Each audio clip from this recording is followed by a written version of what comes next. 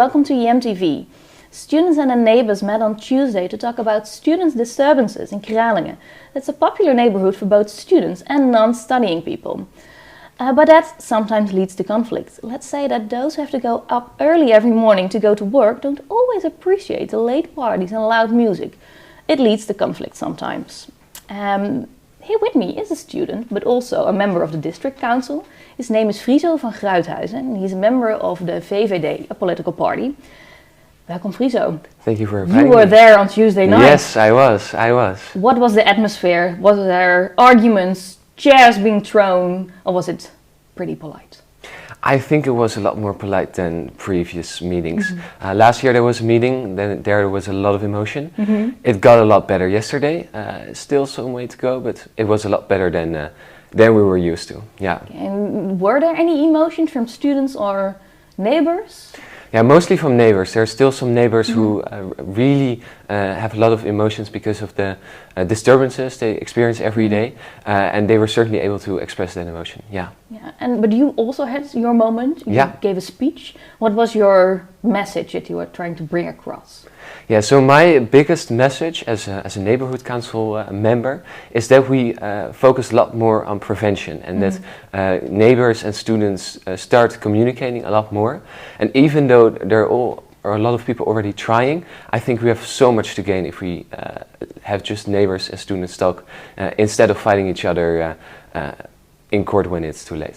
Because when do you think that it all went wrong? Is it a problem from the beginning of time? Or is this perhaps gotten worse since the pandemic?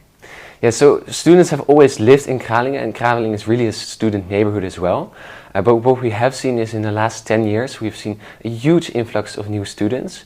And then if you combine that with COVID, where everyone stayed at home and you could only party at your own house, then that's where everything went down from there. And that's when a lot of things went badly.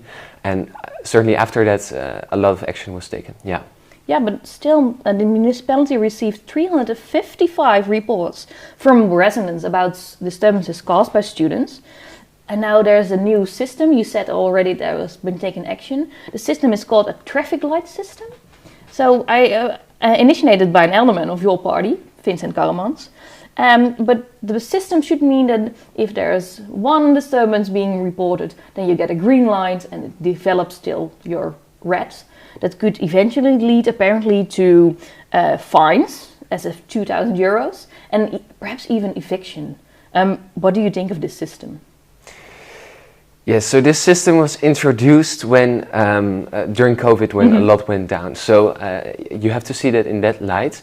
And indeed, how it works is as you get more police at your house, more people, you will move to a different color.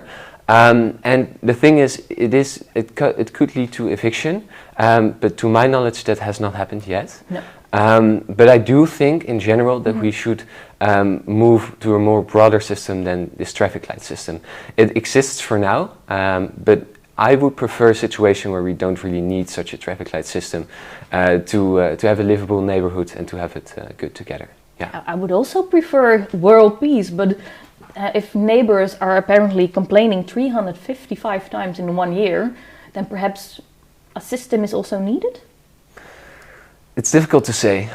What you see is, indeed, there is still a lot of disturbances, so you're absolutely right on that. However, 355 over a year is about one complaint per day. And so what you see is Kralingen is a very large neighborhood, so one complaint could be very far away from your particular house. So that's how you have to see these complaints in that light. However, still, yeah, there's a lot of world to win. Yeah, and you're right. None students has been affected due to this system, but apparently already 2 houses are labeled red and 18 as orange. But the threat to students was if you're, getting to this red light, then you will be evicted. But now we heard from Karremans that this probably will never happen. That's what he said on Tuesday.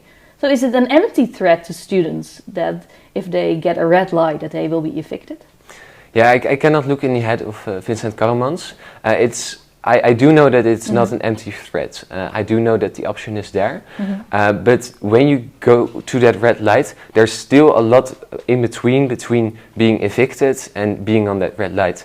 But one problem is every 6 months you only lose a certain amount of points. So it could take a very long time for you to go down from the red or the orange light to a yellow or a green light. Yeah, for sure.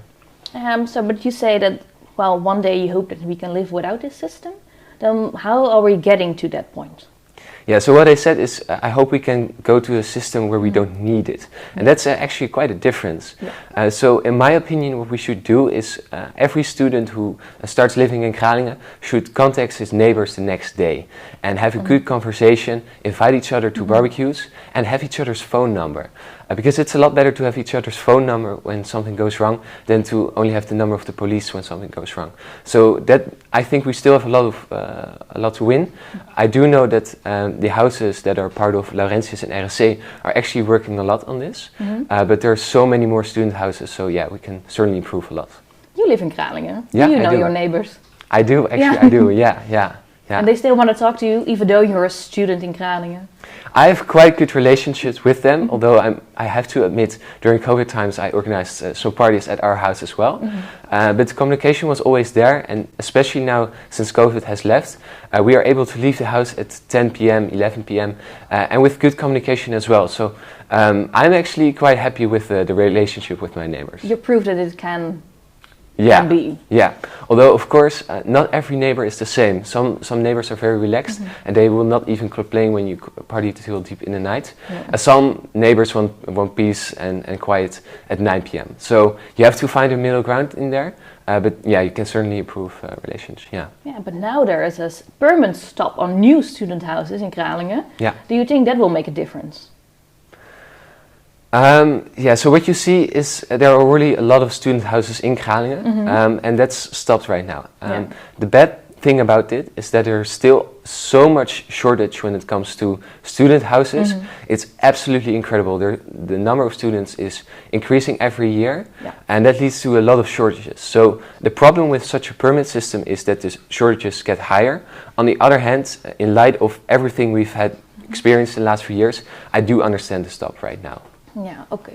So that's all for future. It's a problem. What should be the first next thing that we do so we can make it easier for everyone to live in Kralingen? Yeah, so I think we need to have a mentality shift. Until this point, the most used term for this whole problem was student disturbances. We actually use the term right now. I use it myself. Yeah, but my preference is that we change that to more to living disturbances. And then we should work together with both the students and the residents to improve on a plan. I think we should involve a lot more student associations, and then we should just continue from there. Okay. Thank you, Friso, for coming here to talk about these living disturbances. We will hear from you in the future when everything starts to develop. I think so. I hope so. Thank you so much. And now it's time to talk about another important thing in the life of a student. We're not only just living, we're also loving. And I wonder, how are students doing in terms of love? What is the most important thing in students' life? Of course, is their love life. That's why we ask students about their dating life and their experience in love. How's your love life? My love life is really bad. Why is it bad? Because I don't approach people because I'm very shy, and then other people don't approach me either, which I don't know why. How do you get a date then? I don't. That's my secret. I have a girlfriend. I'm happy currently. I'm single. I'm open to a relationship though. You can say it on the camera. Like I say, I'm open. No, but you shouldn't be like people can get in love, or people can fall in love with the idea of falling in love.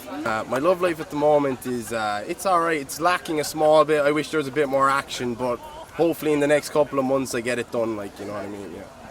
I'm single. I'm not looking for anything. Not looking for anything. I'm just having a good time. Oh, I'm just, I'm living my life. I'm chilling. I'm doing very well. What's the best date ever? A couple drinks. A couple more drinks. Not drive her home because I'd be drinking. Take consent, of course, contract and all of that. Felix home. Have a good time. A perfect date? Oh, it would have to be action-packed. I like a good hike. I like a bit of I like a bit of the hiking Man of nature. and a bit of drink. There has to be a bit of drink. If the girl doesn't drink, it's a red flag, in my opinion. Why? There has to be just some fun in there, I think, and you get kind of loose with the girl, and she gets kind of loose, and things kind of flow easier. How do you find about dating in the Netherlands? Oh, I think it's really hard in the Netherlands because I'm not a big fan of Dutch people, even though I'm Dutch, sorry. But also I think Dutch people are so direct sometimes that they can be kind of self-absorbed or just like not show enough interest or something, I don't know. How do you find a date?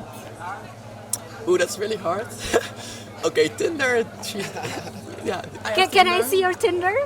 But I'm not gonna expose anyone. I want to know like how many matches you have like the past week.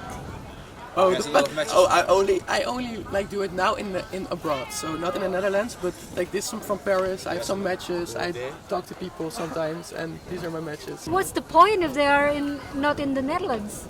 Because I tried it in the Netherlands, but in the Netherlands it was always not it for me. I don't know. I don't have a lot of interest in Dutch guys for some reason. I went to Paris 2 weeks ago, and I was like, okay, let's download Tinder, let's try it here. You know, maybe I find somebody that I really like. So, and it worked. So You are openly gay, and how is the gay scene actually? I'm wondering.